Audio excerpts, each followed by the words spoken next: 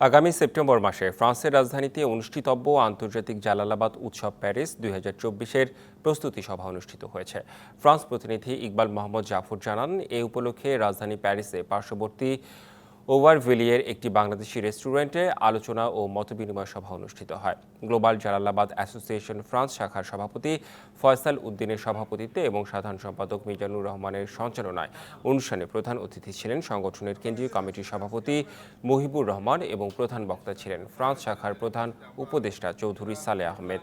এছাড়া বিশেষ অতিথি ছিলেন আবুল কালাম আজাদ ছোটন, MA মুনিম জাহেদি, ফৈজুর রহমান, ইসবা উদ্দিন, আলিম উদ্দিন শামীম, আব্দুল ওয়াদুদ দীপক সহ আরও অনেকেই। পরে একটি প্রতিনিধি দল ফ্রান্সে নিযুক্ত বাংলাদেশের রাষ্ট্রদূত খন্দকার M তালহার সাথে দেখা করেন।